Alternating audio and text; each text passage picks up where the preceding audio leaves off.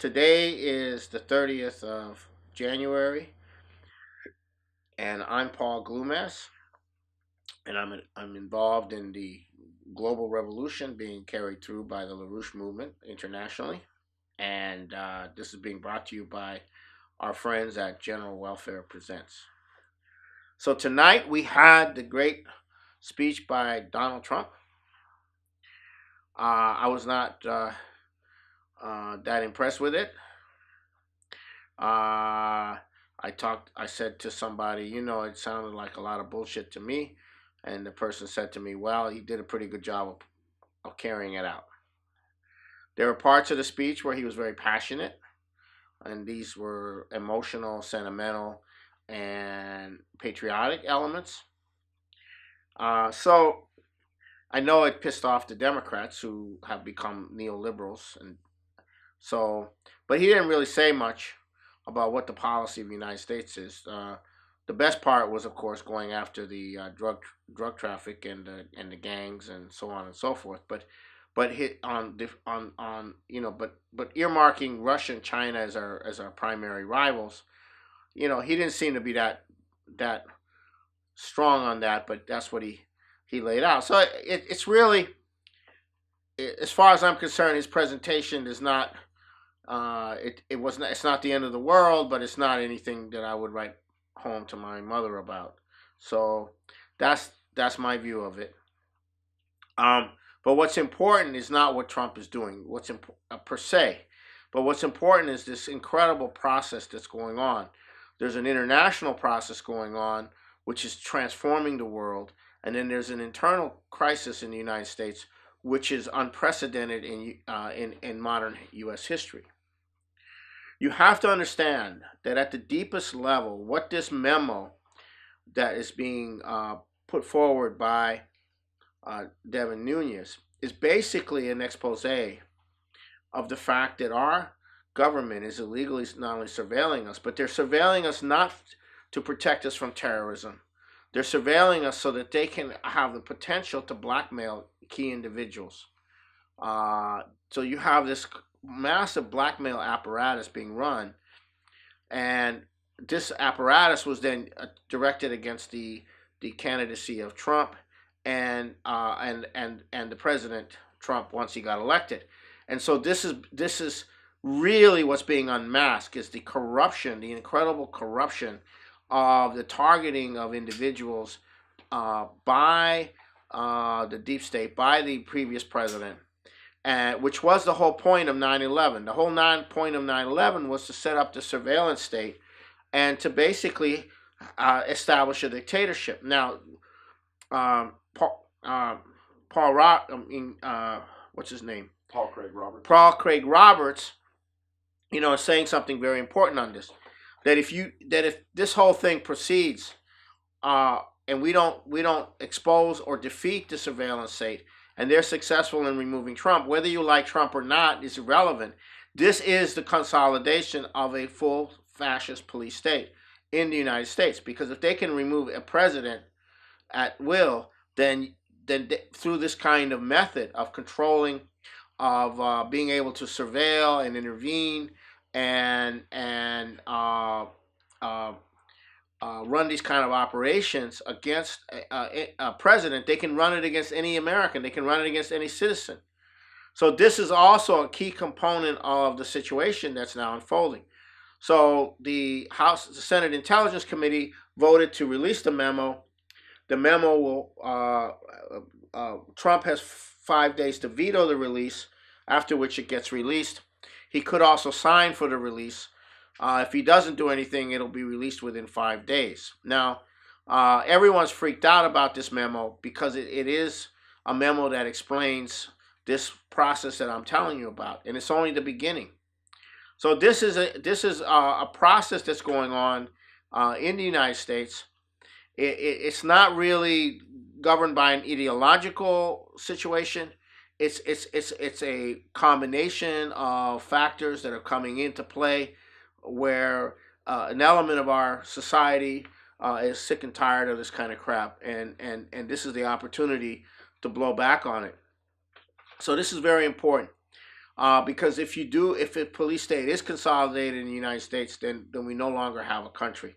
Right now, we have the potential of a country, and that's not necessarily because you like Trump or you don't like Trump, but because there is a fight going on to try to, at least in part, preserve a semblance of a nation that is not under a total police state. Now, in that context, there's a very interesting opinion piece appeared in the Daily Beast. The Daily Beast is Chelsea Clinton sits on the board of the people that own the Daily Beast, and this is an article written by Rick Wilson. It's called "Trump Turns GOP into a Conspiracy of Dunces," and it has a picture of Donald Trump with a dunce cap, and then he's holding a toy capital with a dunce cap on it. Okay, now this is what I'm going to read you the first paragraph and a half to give you a sense of where these people are coming from. Secret societies, government agents of dubious loyalties, dark cabals who work from shadowy bureaucracies seeking to overthrow the President of the United States, sinister masterminds exercising full powers to serve a diabolical conspiracy, occult powers that shift the levers of control in mysterious ways. No, it's not X-Files, fan fiction, or some modern-day Lovecraft reboot. It's today's GOP. The Republican Party headfirst dive into breathless conspiratorial fantasies in defense of Donald Trump is a brand-defining moment as the party of Lincoln morphs into the party of LaRouche.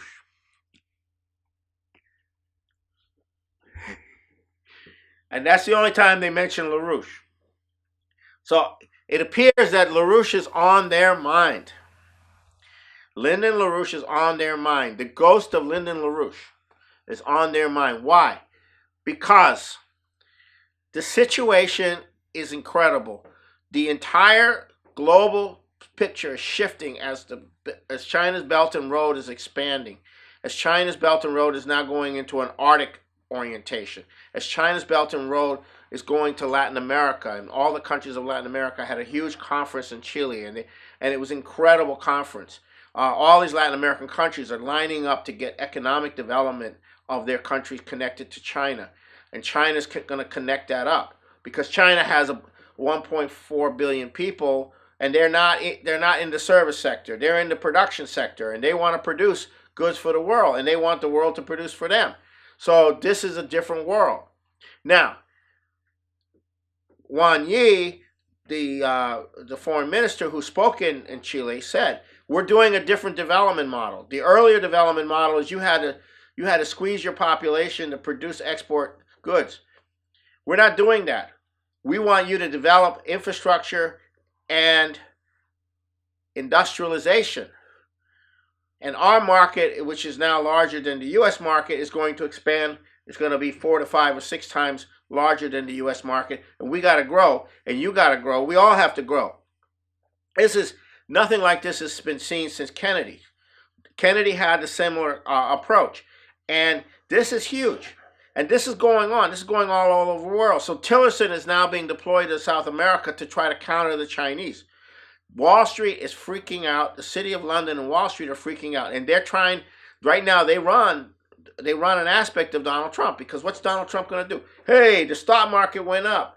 It went up all, great. Of course, he didn't mention that. It's very interesting. He didn't mention that tonight in his State of the Union. He didn't mention Wall Street. That's very important. He didn't mention the stock market. That may be a sign of sanity. I don't know. But nonetheless, Wall Street is going nuts because this is the end. And it's the LaRouche policy for Glass-Steagall and a credit system and economic development. It's the only way the United States is going to survive. And that's why they're saying LaRouche, because They know that LaRouche is on their mind. LaRouche is on their mind because that's exactly what China is doing. China's adopted LaRouche's policies. It's adopted their economic philosophy. And there's no end to the future development of the world. And if there's a financial collapse, well, you just ram through Glass-Steagall and the credit system and you get the United States going again. That's all Trump has to do. Of course, there's more to it than that. But that's what is going on. That's what they're afraid of. And today, I was down in Olympia testifying on the Glass-Steagall Memorial at the Finance Committee, Senate Finance Committee there in Olympia. And so we have this effort now going on in the state of Washington on getting the state of Washington to pass a memorial for Glass-Steagall. And also the four laws. It's also being memorialized. So we're moving on this, and we had a delegation went into the state capitals in Ohio, Indiana, Pennsylvania, all these areas. And let me tell you, the people are open. The politicians are open. That's a very open place. It's the Rust Belt, and Ohio, Michigan. And there's tremendous opening for these ideas, and this is a very key part of what we're doing. And we put forward a platform, which we're going to all the candidates saying, run on this platform. You know, you can be a Republican, you can be a Democrat, we don't care. You can be an independent, but run on this platform. This is your economic platform for your campaign for 2018, for Congress, for state legislature, etc. And the person who's doing this with us in Texas, her name is Keisha Rogers. She's running for Congress in Houston based on this platform. And she's running because you got to interject some reality. You know, there's got to be more in this world than gender and dreamers and, you know, all of this stuff. There's got to be more. There's got to be a better system than the one that's going under. So nothing is going to be done in this country. You're not going to be able to build. He talked about an infrastructure program tonight. He mentioned a trillion plus. He didn't go into a lot of details. It's not going to happen. There's not going to be any infrastructure built unless you have Glass-Steagall in the credit system, because you can't. You have this guy, William White, who is the chief economist of the Bank for International Settlements. He's saying the system is screwed. 0% interest rates and is causing inflation. All of the banks are lending money to companies, and all the companies are doing is purchasing back their stocks. They're not investing in any part of the economy. Back in the 70s, it took $1.25 of financial expansion to create $1 worth of economic activity. Today, it's $3.80 of financial expansion is required to create $1 of economic activity. And that's insane. That's where we are right now. We are pumping money in, and we're not getting much out. And you can pump all the money you want in. Unless you reorganize the whole system, you have no way of doing anything. The Chinese don't have to do that. They don't have to. They pump $1 in, or they pump a renminbi in or yuan, and they get results because they don't have all this crap. They're not carrying all these bubbles. Their financial institutions have to invest in the real economy. They cannot go all over the world investing in derivatives. The Chinese banks are not allowed to do that. They're regulated. We're not regulated. Our banks regulate us. Our Wall Street regulates us. We're regulated by them. Oh, our insurance companies need to get a bigger part of the healthcare program. Why? Because we own the health insurance, the insurance companies, and we got to cover for our bottom line. We got to cover for our casino operations. So therefore, we're going to gouge the health care under the guise of increased insurance premiums. Okay, that's the system. The system is we exist to help the banks leverage their financial casinos in the quadrillion range. They're not there for us. We're there for them. And all these people, our pharmaceutical companies need to have a bottom line. Well, let's get the opiates in there. Get them addicted to the opiates, and that'll increase our bottom line on insurance on the pharmaceuticals. So all these pharmaceutical companies that were promoting false advertising on the painkillers, they're now being sued. They're being sued by communities for the damage that they've done to the community health system and the extra cost that it cost because they had the doctors be the drug pushers to put their patients under these painkillers in excess of what they needed so that they could get addicted. This is how much too big to fail, too big to jail is all about. It's all about expanding this kind of non-productive economic activity. The drug trade. You can't stop the drug trade. Why? That's a very important part of the financial system. Too big to jail, too big to fail. You don't want to shut down the drug cartels. Well, that will blow out the financial system. All that money that goes into the drugs goes into the banks. That's money that doesn't go back into the real economy. That's money that goes into leveraging financial, hedge funds. So this whole thing is crazy, and they believe that the major corporations and the banks should make the rules, and any nation that tries to circumvent the rules that are established upon them by the banks and the international banks and the corporations is a revisionist, statist, anti-democratic entity that needs to be crushed. And there's Soros with putting $18 billion in all over the world for another round of multi-billion dollars to create unrest in all these countries. And guess who owns the Democratic Party right now? It's George Soros. Yes, he does. That's where the money comes from now to keep these crazy Democrats. They were never like this. They're so bad right now that if Franklin Delano Roosevelt were to walk into a meeting of leading Democrats, he'd be lynched. That's how bad it is. Why? He wants economic development. That's going to hurt the environment. FDR. We're not in that kind of economy anymore. We're in the post-industrial world.